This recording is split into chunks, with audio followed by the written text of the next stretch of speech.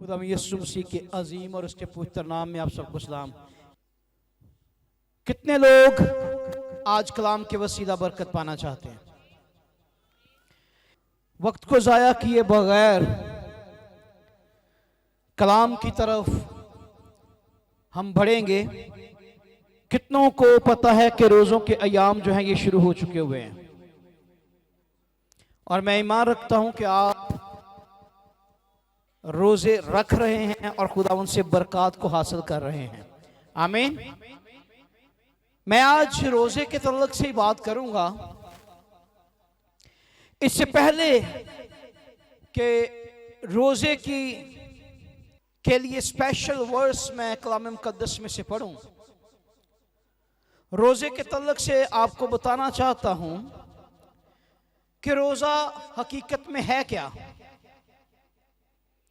इसके लिए मुख्तलिफ स्कॉलर मुख्तलिफ बातें बयान करते हैं, लेकिन सादा सी चंद एक बातें ये हैं कि रोज़ा एक ऐसा अमल है जिसमें रोज़ा रखने वाला अपनी जान को, अपने जिस्म को दुख देता और वो इस नीयत से, इस बात से कुर्बानी करता कि खुदा के नजदीक हो जाए।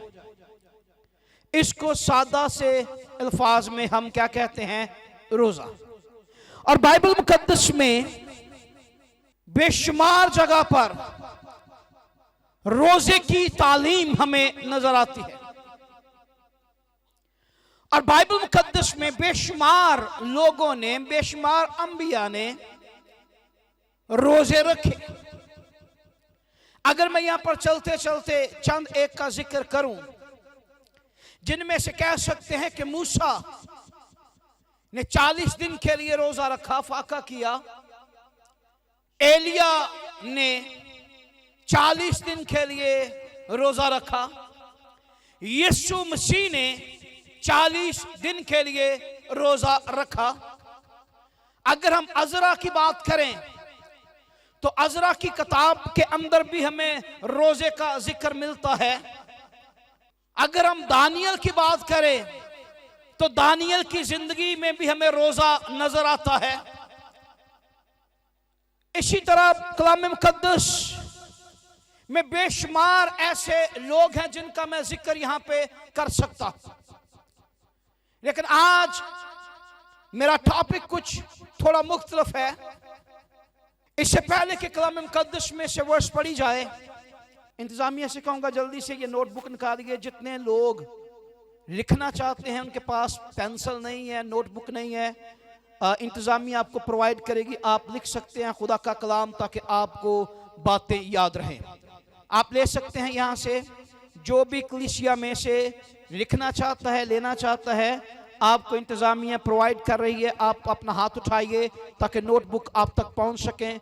और जब ये नोटबुक आपको दी जाए तो ये आज के लिए लिखने के लिए नहीं है, बल्कि जब भी आप संडे या फ्राइडे को चर्च आया करें, आपकी ये नोटबुक आपके पास होनी चाहिए ताकि आप खुदा का कलाम जो है उसे प्रॉपर सीख सके और लिख सके। जी, आगे बढ़ूंगा, आगे बढ़ना चाहता हूं, वही बात करना चाहता हूं ताकि आप लोग लिखने चाहते हैं लिख लें। बाइबल मुकद्दस के अंदर बेशुमार ऐसे लोग हमें दिखाई देते हैं जिन्होंने रोजा रखा और रोजा की तालीम देते हैं, और बहुत सारे टीचर, बहुत सारे स्कॉलर उनकी बात करते भी हमें नजर आते हैं। जैसे मैंने जिक्र किया है मूसा का, मैंने जिक्र किया है एलिया का, मैंने जिक्र किया है यीशु मसीह का, फिर मैंने दानियल का जिक्र किया, फिर मैंने अज़रा का जिक्र किया, फिर मैं आस्तर का जिक्र करना चाहता हूं, फिर यसाया की बात करूंगा। ये ऐसे लोग हैं जहां पर हमें रोजे की तालीम नजर आती है। लेकिन रोजा जब रखा जाता है तो इसके साथ कोई खास मकसद का होना भी इंतहाई जरूरी है। मकसद के बगैर रोजा नहीं रखा जाता। आपके रोजे के पीछे एक मकसद होना चाहिए। जैसा कि आप कह सकते हैं कि मैंने अपनी रूहानी जिंदगी में तरक्की करने के लिए रोजा रखा है। आप कह सकते हैं कि मैंने रोजा क्यों रखा है, कि मैं रूहानी तौर पर तरक्की कर सकूं, मैंने इसलिए रोजा रखा है।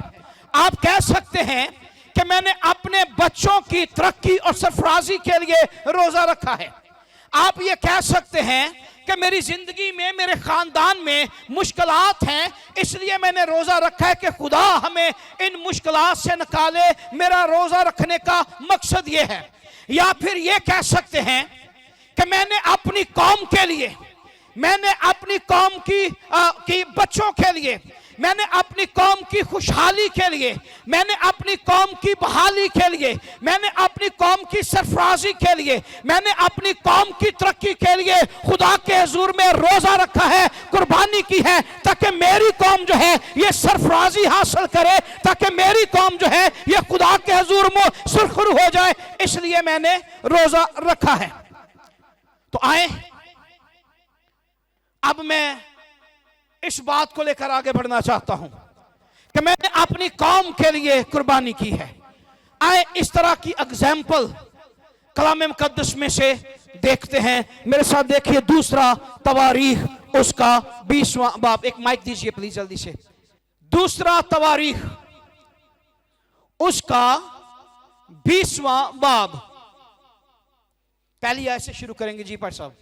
इसके बाद ऐसा हुआ कि बनी मुआब और बनी अमून और उनके साथ बाज अमूनियों ने यहोशफत से लड़ने को चढ़ाई की। चंद लोगों ने आकर यहोशफत को खबर दी कि दरिया पार अराम की तरफ से एक बड़ा नबुआ तेरे मुकाबले को आ रहा है, और देख वो हसासून तिमर में है जो ऐन जदी है। और यहोशफत डर कर दिल से खुदावंद का तालिब हुआ और सारे यहूदा में रोजे की मनादी कराई। और बनी यहाँ पे वेट करेंगे। और खुदा का क्या हुआ, यहोशफत बादशाह खुदा का क्या हुआ, तालब हुआ। और कैसे तालब हुआ, दिल से।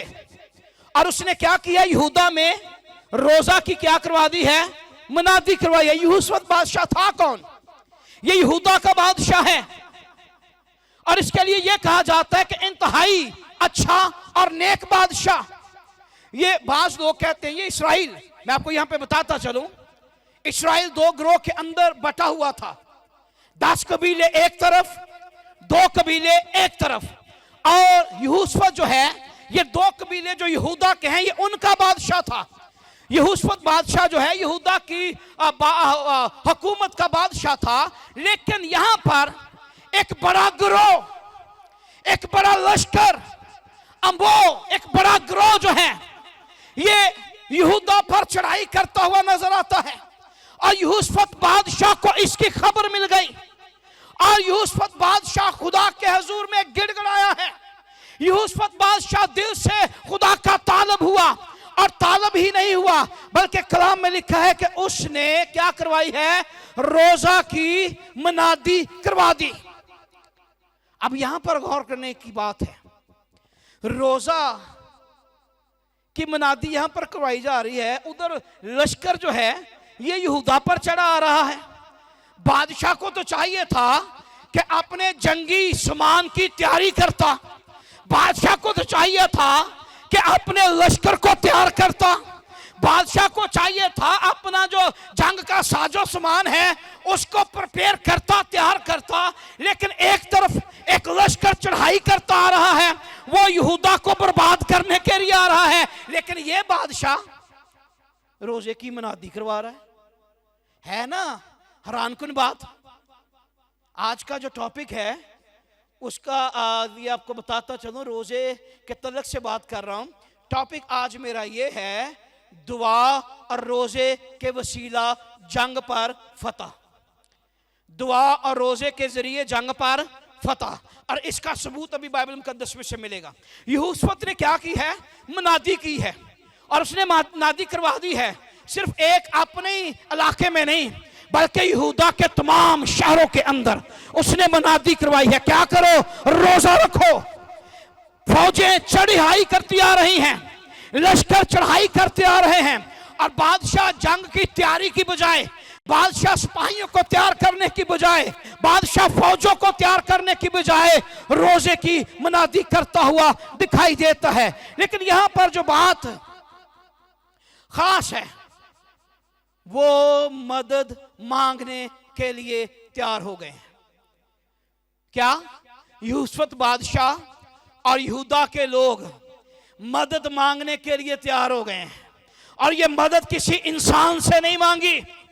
अगर इंसानों से मदद मांगते या किसी दूसरे बादशाह से मदद मांगते तो हो सकता था जंग हार जाते, हो सकता था बर्बाद हो जाते, हो सकता है मारे जाते। लेकिन उन्होंने रोजा रखा है और कलाम में लिखा है उन्होंने खुदा से मदद मांगी है। किससे मदद मांगी है? खुदा से मदद मांगी है। इस बड़ी जंग के अंदर, इस बड़ी तबाही के वक्त में कि वो बर्बाद होने जा रहे हैं, लश्कर चढ़ाई करता नजर आ रहा है, और इतना बड़ा लश्कर कि बादशाह अपने हाथ उठा खड़ा हुआ है। बादशाह खुदा के हुजूर पहुंचा। जब अभी आगे पढ़ेंगे आपको अंदाजा होगा। बादशाह खुदा के हुजूर आकर खड़ा होकर कहने लगा, मुझ में जोर नहीं है कि मैं इनका मुकाबला कर सकूं, मुझ में ताकत नहीं है कि मैं इनका मुकाबला कर सकूं। यहां पर लोग रोजा रखकर खुदा के हुजूर में गिड़गिड़ाते हुए नजर आते हैं। यहाँ पर आज हम जो बात कर रहे हैं कि जंग का वक्त था, जंग का समय था, जंग की तैयारी करनी चाहिए थी, फौजें चढ़ी आती हैं, लेकिन बादशाह जंग की बजाय रोजा रखना शुरू हो गया है। बादशाह लोगों को रोजे की तैयारी करवा रहा है, बादशाह लोगों को रोजे के लिए तैयार कर रहा है। यहाँ पर आज हम जानेंगे कि जंगें सिर्फ लड़ाई से नहीं जीती जाती, जंगें खुदा की कुदरत और उसके जोर के वसीला से जीती जाती हैं। और ये बाइबल मुकद्दस में से हमें सबूत मिलेगा। जी राम जरा आगे पढ़िएगा जी। और बनी यहूदा खुदावन से मदद मांगने को इकट्ठे हुए। और बनी यहूदा किससे मदद मांगने के लिए?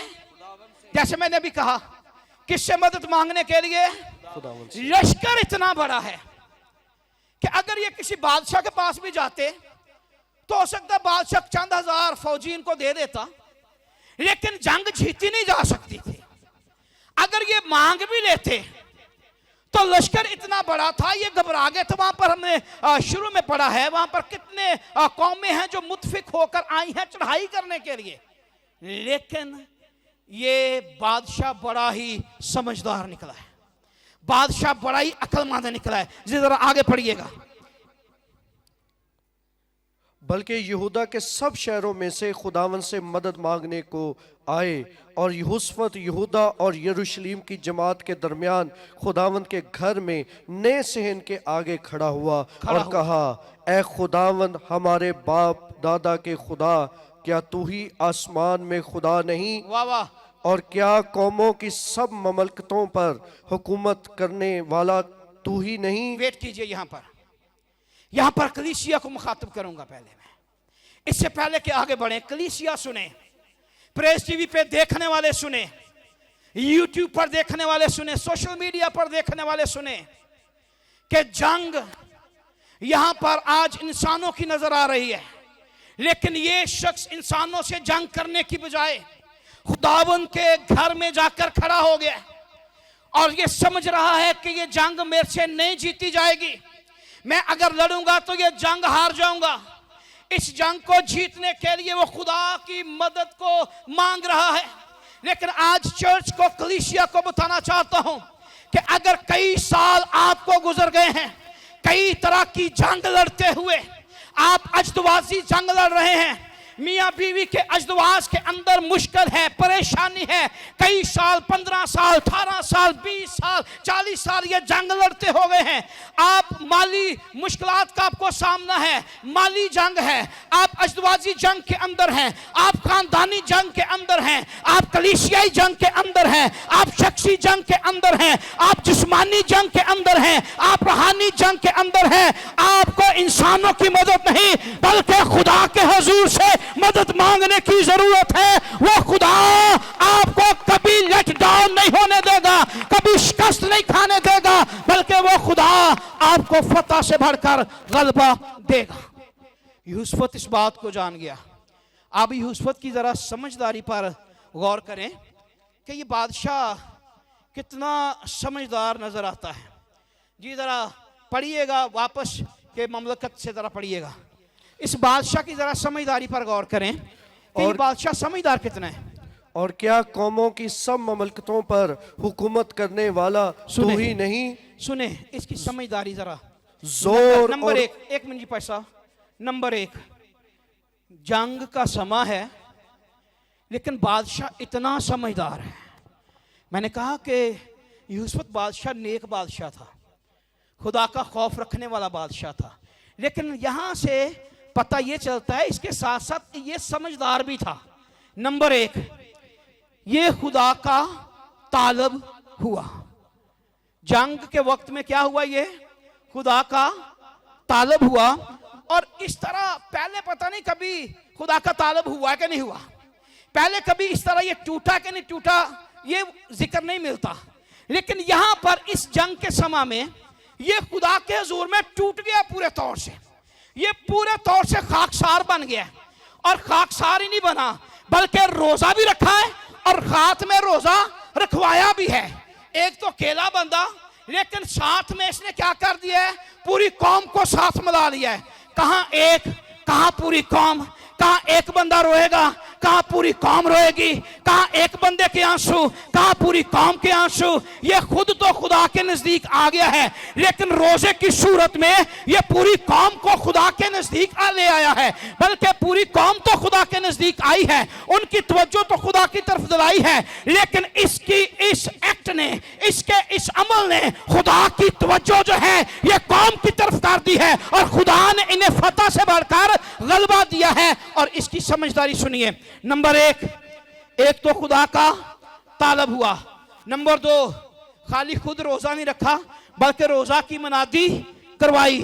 नंबर तीन, मदद लेने के लिए अकेला नहीं बल्कि पूरी कौम को लेकर खुदा के पास आया है।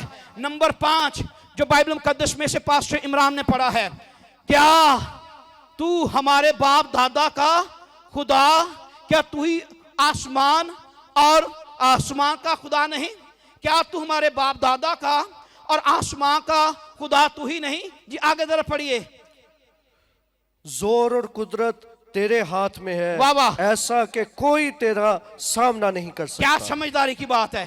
खुदावन को याद दिला रहा है, खुदावन को उसकी बातें याद दिला रहा है। ये बड़ा ही सीक्रेट है, ये बड़ा खास सीक्रेट है जो आज मैं कलाम मुकद्दस में से आपको बता रहा हूं। खुदा का कलाम पढ़ रहा है, खुदा को मुखातब कर रहा है और खुदावन को कह रहा है कि क्या फौजों और ममलकतों पर हुकूमत करने वाला तू ही नहीं? अब एक कमिश्नर साहब के पास ही मैं चला जाऊं और मैं जाके कमिश्नर साहब के सामने गिड़गिड़ाऊं कि कमिश्नर साहब मेरी ज़मीन पर कब्जा हो गया है और जिन्होंने कब्जा किया है वो भी आपके मुताहत हैं। अब मैं अकेला रो रहा हूं, थोड़ी देर के बाद मैं अपने बच्चों को भी ले जाऊंगा, ये बच्चे भी जाके कमिश्नर साहब के सामने रोएंगे, कमिश्नर साहब हमारे पास घर नहीं है, जो हमारा घर है वो भी इन्होंने छीन लिया। मैं ईमान रखता हूं, मेरे आंसू तो इन्होंने देखे हैं, जब मेरे बच्चों के, मेरे घराने के ये आंसू देखेंगे 100% इनका दिल जो है ये पिघल जाएगा, इनका दिल पिघल जाएगा। यहां पर यूसुफ बादशाह अकेला नहीं बल्कि कौम को लेकर खुदा उनके पास आ गया है और आकर खुदा को कहता क्या है, जैसे मैं कमिश्नर साहब से कह रहा हूं, जिन्होंने कब्जा किया है वो आपके मुताहत हैं, वो आपका हुक्म मानते हैं, वो आपके ज़ेरे नौकरी भी करते हैं, आप उन हाकिम हैं, आपका टाल नहीं सकते, आपकी बात को रद्द नहीं कर सकते। तो मुझे ये बताइए कमिश्नर साहब क्या उनके लिए सख्त हुक्म जारी ना करेंगे? करेंगे कि नहीं करेंगे? करेंगे कि नहीं करेंगे? ये बादशाह बड़ा ही ट्रिकी बादशाह है, समझे ट्रिक खेलना। ये खुदा के साथ भी समझने के पूरी ट्रिक ही खेल रहा है, खुदा को इमोशनल करता जा रहा है। कर रहा है कि नहीं कर रहा इमोशनल? क्या फौजों और ममलकतों का खुदा हुकूमत करने वाला तू ही नहीं है? क्या खुदा को नहीं पता कि मैं हुकूमत करने वाला हूं? लेकिन ये खुदा को इमोशनल कर रहा है कि क्या तू ही नहीं है, क्या तेरे सामने कोई फौज ठहर सकती है। खुदा को याद दिला रहा है कि क्या तेरे सामने कोई फौज ठहर सकती है। फिर खुदा को कह रहा है कि कुदरत और ताकत हशमत तेरी ही नहीं है। खुदा को मुखातब कर रहा है कि कुदरत भी तेरी है, ताकत भी तेरी है, तेरा हाथ ऐसा है कि कोई तेरे सामने ठहर नहीं सकता। अब जब खुदा को आप ये सारी बातें याद दिलाएंगे तो खुदा तो इस बात को समझेगा कि यार इस बंदे को मेरे सारे ही वादे जो हैं इसे याद हैं, ये बंदा मेरे मुंह की बातों से वाकिफ है, ये बंदा मेरे मुंह की बातों को जानता और समझता है। यहां पर बादशाह की सबसे बड़ी समझदारी, उसने खुदा के दिल पर हाथ डाल दिया है। आप समझते हैं किसी के दिल तक पहुंच जाना, किसी के दिल तक पहुंच जाना, ये बादशाह खुदा के दिल तक पहुंच गया है और खुदा के दिल की बातें कर रहा है। जी इमरान जरा आगे पढ़िए पादरी साहब जी। ए हमारे खुदा, क्या तू ही ने इस सरजमीन के बाशिंदों को अपनी कौम इसराइल के आगे से निकाल कर उसे अपने दोस्त अब्राहम की नस्ल को हमेशा के लिए नहीं दिया। चुनाचे वो उसमें बस गए और उन्होंने तेरे नाम के लिए उसमें एक मकदस बनाया है और कहते हैं कि अगर कोई बला हम पर आ पड़े, ये सुने जरा, जैसे तलवार, ये सुने, एक मिनट जी सुने, खुदा को याद करवा रहा है, अगर कोई बला हम पर आ पड़े जैसे तलवार। अब यूसुफ को पता था कि जो फौज आ रही है उनके पास तलवारें भी हैं, उनके पास तीर कमान भी होंगे, उनके पास रथ भी होंगे, जंगी सामान भी होगा। अगर वो चाहे तो तलवार से बर्बाद कर देंगे, अगर वो चाहे तो तलवार से नेस्तो नबूद कर देंगे। वो खुदा से कह रहा है कि अगर कोई बला हम पर नाज़िल हो जाए, अगर कोई बला हम पर आ पड़े जैसे तलवार, अगली पढ़िए जरा, या आफत, या कोई आफत, या वबा, या कोई वबा, या काल, या कोई काल, तो हम इस घर के आगे और तेरे हुजूर खड़े होंगे, क्योंकि तेरा नाम इस घर में है और हम अपनी मुसीबत में तुझसे फरियाद करेंगे और तू सुनेगा और बचा लेगा। बादशाह कहां पर खड़ा है? खुदावंद के घर में। कहां पर खड़ा है बादशाह? खुदावंद के, वो अपने घर में फरियाद नहीं कर रहा, अपने महल के अंदर फरियाद नहीं कर रहा, अपने महल के अंदर ही सजदा नहीं हुआ, बल्कि महल छोड़ा है, लोगों को साथ लिया है, कौम को साथ लिया है और उस घर में आ गया है जिसके लिए सुलेमान दुआ करता दिखाई देता है। जो कोई इसके तरफ रुख करके दुआ करे उसकी दुआ सुन लेना। बादशाह ने रुख नहीं किया, बादशाह तो सीधा ही आके खड़ा हो गया है और कहता है मैं तेरे घर में खड़ा हूं, इस घर के अंदर तेरा नाम मौजूद है और जो अगर कोई बुला, कोई तलवार, काल, वो बा आएगी, जब हम दुआ करेंगे तू यहां पर मौजूद है, तू सुन लेगा और हमें बचा लेगा। बचन दा सरबंध पूरा, बचने का पूरा प्लान। बादशाह बड़ा समझदार है, पूरा प्लान लेकर आया घर से। अगर कोई होता आज का बादशाह तो कहना चलो घर ही दुआ कर लेने, पादरी साहब ने इत्थे ही सद लेने, इत्थे मुसीबत टल जाएगी। बादशाह ने यह नहीं सोचा, बादशाह अपने लोगों को साथ लेकर, बादशाह कौम को साथ लेकर, बादशाह खुदा के लोगों को साथ लेकर खुदावंद के घर चला गया।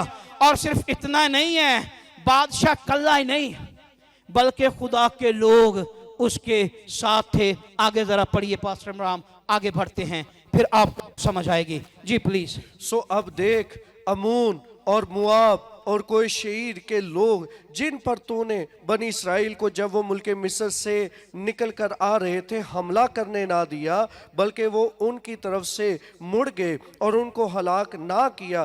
देख वो हमको कैसा बदला देते हैं कि हमको तेरी मिरास से जिसका तूने हमको मालिक बनाया है निकालने को आ रहे हैं। जी जी प्लीज आगे आगे पढ़िए। ऐ हमारे खुदा, क्या तू उनकी अदालत नहीं करेगा क्या तू उनकी अदालत नहीं? मैंने कहा मैं कमिश्नर साहब के पास जाऊंगा, मैं कहूंगा मेरी जायदाद पर क्या हो गया, ये जायदाद तो मेरे बाप दादा की है, ये तो उन्होंने मुझे दी है, लेकिन मेरी जायदाद पर कब्जा करने के लिए मुझ पर चढ़ाई हो गई है। और वो चढ़ाई करने वाले कौन हैं?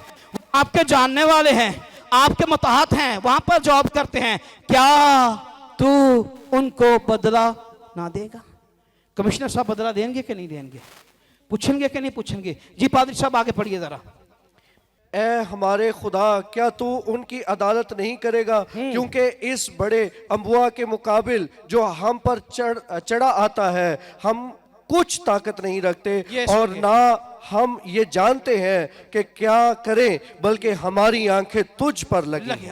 सुनिए, बादशाह पूरे तौर से खुदावंद के हुजूर में टूट गया था बादशाह, लेकिन टूटा और खाकसार कैसा होकर दिखाई दे रहा है? क्या यह कमजोर शख्स था कोई? हरगिज नहीं। इसके पास लोगों की कमी थी? हरगिज नहीं। इसके पास दौलत की कमी थी? हरगिज नहीं। इसके पास ताकत की कमी थी? हरगिज नहीं। इसके पास ताकत है, इसके पास फौज है, इसके पास दौलत है, इसके पास लोग हैं, इसके पास मुकाशफा भी है, लेकिन इसके बावजूद भी वो पूरे तौर से खाली हो गया है। खुदा के हुजूर में टूट गया है, खुदा के हुजूर में गिर गया है। खुदा को कहता है मुझ में कोई ताकत ही नहीं है, मैं जंग कर सकता ही नहीं हूं, मुझ में कोई पावर नहीं है, मेरी तो आंखें सिर्फ तुझ पर लगी हुई है, मैं तो सिर्फ तेरी कुदरत को ही देख रहा हूं। पहले खुदा को क्या कहता है? क्या कुदरत ताकत तेरी नहीं है? तेरे सामने कौन ठहर सकता है?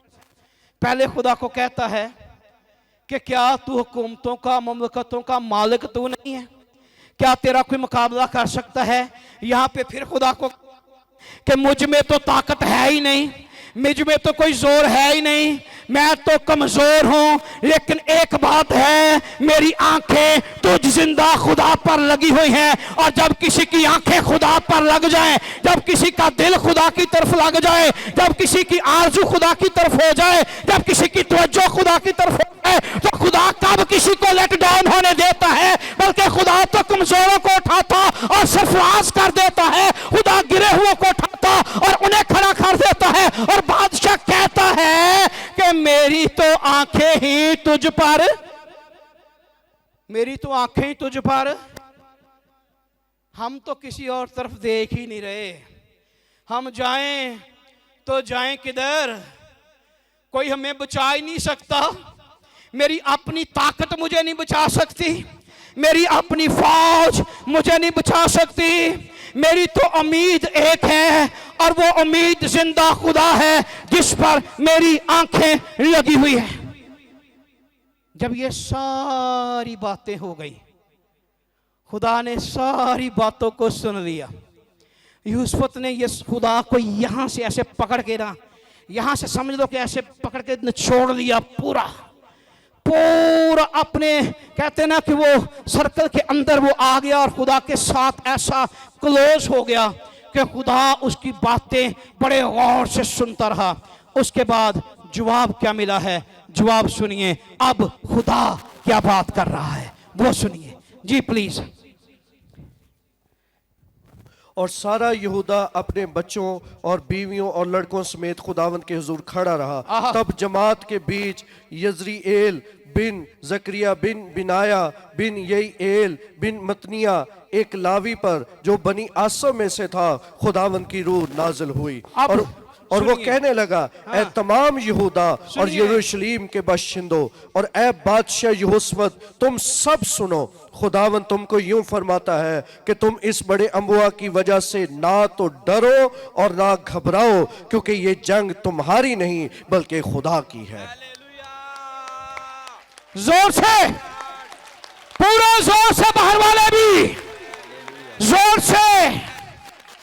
ये जंग तलवार और ढाल से नहीं जीती गई, यह जंग फौजों से नहीं जीती गई, यह जंग कोई जंगी प्लान करके नहीं जीती गई, यह कोई वार की स्ट्रेटजी यहां पर नजर यहां पर सिर्फ नजर आता है तो दुआ और रोजा नजर आता है। यहां पर खुदा को हिला देने वाली बातें नजर आती हैं कि क्या तू ही अकेला खुदा नहीं है? क्या कोई तेरे सामने ठहर सकता है? क्या ममलकतों का, हुकूमतों का कायम करने वाला तू ही खुदा नहीं है? ये बातें यहां पर नजर आती हैं। अब खुदा का जवाब सुनिए, मत डरो यहूदा के लोगों, यूसुफ बादशाह, मत घबरा, क्योंकि ये जंग तेरी नहीं, ये जंग किसकी है? खुदा की है। तो क्या आज तक कभी कोई जंग खुदा ने हारी है? ये जंग ना खुदा पहले कभी हारा है, ना अब हारेगा, ना आने वाले वक्त में कभी हारेगा। और याद रखिए, मैंने शुरू में कहा, अगर जंग लड़ते कई साल आपको गुजर गए हैं, अगर आप अपने घर के अंदर ही किसी ऐसी जंग के अंदर मुब्तला हैं कि नशे की जंग आपके घर के अंदर जारी है, बच्चों के दरमियान नापाक कुव्वतों की जंग चलती रहती है, कई साल हो गए, कई दरवाजे नॉक करते, कई दरवाजे खटखटाते, अगर जंग आज तक नहीं जीती, तो बाइबल मुकद्दस के अंदर एक बड़ा जबरदस्त, एक बड़ा सादा सा फार्मूला मौजूद है। इस फार्मूले को ले लीजिए, जो फार्मूला बादशाह यूसुफ ने इस्तेमाल किया। और वो फार्मूला क्या है? रोजे की मनादी कर दी। फार्मूला क्या है? फार्मूला क्या है? फार्मूला क्या है? वो जो पीछे चेयर पे बैठे हुए हैं, फार्मूला क्या है जी? फार्मूला क्या है? ये चीज फार्मूला क्या है? कलीसिया सुने, अगर जंग लड़ते कई साल हो गए, फतह नहीं मिल रही, कई साल हो गए जॉब ही नहीं मिल रही, कई साल हो गए गुर्बत ही घर से नहीं जा रही, कई साल हो गए बीमारी घर से नहीं जा रही, कई साल हो गए बेऔलाद ही रह गए, नस्ल दर नस्ल बीमारियां ट्रांसफर हो रही हैं, इसका मतलब है जंग है घर में। कई साल हो गए बच्चे रातों को डरते ही रहते हैं, मियां बीवी की लड़ाई खत्म नहीं होती, इसका मतलब है घर के अंदर जंग है।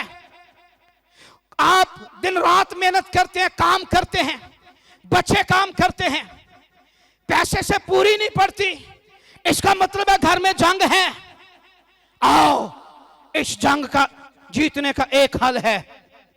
अगर आज तक ये जंग नहीं हारी, तो अगर आप मोहल्ले में रोजे की मनादी नहीं कर सकते, तो अपने घर के जितने लोग हैं उनके दरमियान रोजे की मनादी कर दीजिए। पूरा खानदान खुदा के हुजूर में मुत्फिक हो जाए, पूरा खानदान खुदा के हुजूर में रोजा रख कर बैठ जाए। यहां पर आपने सुना, यहूदा की औरतें, यहूदा के मर्द, यहूदा के लड़के, यहूदा की लड़कियां, बादशाह खुद, बल्कि यहां पर तो लावी और उसके लोग जो हैं, खुदा के लोग, खिदमत करने वाले लोग, वो भी नजर आ रहे हैं। और खुदा का रूह लावी के घराने के एक शख्स पर नाज़िल हो गया और कलाम क्या जारी हुआ, ये जंग तुम्हारी नहीं है। ये जंग किसकी है? ये जंग किसकी है? ये जंग खुदावंद की है। और इस बात पर गौर कीजिए, अगर ये जंग खुदावंद की है तो याद रखिएगा, फतह भी खुदावंद की होगी, फतह भी खुदावंद की है और फतह भी खुदावंद की रहेगी। अगर आपका पूरा घराना खुदावंद के हुजूर में रोजे रख कर बैठ जाए, मैं ईमान रखता हूं वो कई सालों से जो आप शिकस्त खा रहे हैं, अब रोजे रख लें, आज के बाद शिकस्त नहीं बल्कि फतह आपका मुकद्दर बन जाएगी। आमीन, आमीन। लेकिन इस बादशाह की एक बड़ी जबरदस्त बात मुझे पसंद जो आई है, इसने आके खुदा से पता क्या कहा है, हमारी तो आंखें तुझ पर ऐसा लगता है कि इन्हें दुनिया दी सारियां गल्लां बिल्कुल भुल गया। इन दुनिया च कुछ भी नजर ही नहीं आ रहा। ना इसे अपनी तलवार नजर आती है, ना इसे अपनी फौज नजर आती है, ना इसे अपनी ढाल नजर आती है, ना जंगी घोड़े नजर आते हैं, ना रथ नजर आते हैं। इसे कुछ भी नजर नहीं आता, बल्कि खुदा से आके कहता है कि हमारी तो आंखें तुझ पर। यहां पर जब यह बात हुई है कि हमारी तो आंखें तुझ पर लगी हैं, यहां पर ज़बूर 121 याद आ गया। हाँ, उसे लिखिया कि ये अखियां चुकना हाँ मैं वल पहाड़ा। ज़बूर नवीस कहता है मैं अपनी आंखें पहाड़ों की तरफ। ऐसा लगता है कि ज़बूर नवीस की आंखें भी जो हैं ये खुदा पर लगी हुई हैं। यहां पर यूसुफ बादशाह, इसकी आंखें भी खुदा पर लगी हुई हैं। ये भी खुदावन से मदद मांगता है। ज़बूर नबीस भी कहता है मेरी कुम्मक कहां से आएगी, मेरी कुम्मक खुदावन से है। यहां पर ये कहता है मेरी मदद के लिए कौन आएगा, खुदा जिस पर मेरी आंखें लगी हैं। उधर ज़बूर नवीस बल्कि ज़बूर 25 के अंदर भी लिखा है मेरी आंखें हमेशा खुदावन की तरफ लगी रहती हैं। ज़बूर 25 देखिए उसकी 15वीं आयत में, मेरी आंखें हमेशा खुदावन की तरफ लगी रहती हैं क्योंकि वही मेरा पांव दाम से छुड़ाएगा। इधर बादशाह कहता है मेरी आंखें तुझ पर लगी हैं, तू ही मुझे इस फौज से बचाएगा, तू ही मुझे इस फौज से बचाएगा। ज़बूर 25 में ज़बूर नवीस कहता है मेरी आंखें खुदावन पर हमेशा खुदावन पर लगी रहती हैं, वो मेरा पांव दाम से छुड़ाएगा। ज़बूर 121 के अंदर ज़बूर नवीस कहता है मैं अपनी आंखें पहाड़ों की तरफ उठाऊंगा, मेरी कुम्मक कहां से आएगी, मेरी कुम्मक खुदावन से है। आखिरी बात ये करूंगा, जब आपकी आंखें खुदा की तरफ लग जाएं, याद रखिए जब आपकी तवज्जो खुदा की तरफ हो जाए तो आप किसी भी मैदान में कभी कोई जंग नहीं हार सकते। अगली बात सुन लीजिए, जब आपकी आंखें मसीह की सलीब की तरफ लग गई, जिस रोज आपकी आंखें यीशु की सलीब पर लग गई, आप अगरचे मैदान में हारे हुए भी हैं, वो आपकी हार को आपकी जीत में तब्दील कर देगा। वो जिसने मौत और कब्र पर फतह पाई है, वो आप हारे भी हुए हैं लेकिन हार में भी वो आपको फातेह बनाएगा, क्योंकि आपकी आंखें किसी और तरफ नहीं बल्कि मसीह की सलीब पर लगी हुई हैं। और वो जो है वो सूली वाला फातेह है जिसने मौत और कब्र पर फतह पाई और उसने मुझे और आपको भी फातेह बनाया है। आज के बाद इधर उधर भागना, इधर उधर दौड़ना, इधर उधर देखना बंद कर दीजिए। अपनी आंखें उसकी तरफ लगाएं जिस पर यूसुफ बादशाह ने आंखें लगाई और जंग में फातेह हुआ। अपनी आंखें उसकी तरफ लगाएं जिसने मौत और कब्र पर फतह पाकर हम सबको फतह से बढ़कर गलबा दिया है। खुदावंद आप सबको बरकत दे। God bless you. अगर आप चाहते हैं कि आप 24 घंटे खुदा के खादिम पास्टर शहजाद के साथ राब्ते में रहें और खुदा का खादिम आपके लिए दुआ करे, तो आप हमारे इस YouTube चैनल को, जो कि पास्टर शहजाद सदीक ऑफिशियल के नाम से है, इसे सब्सक्राइब करें और बेल आइकन को भी प्रेस करें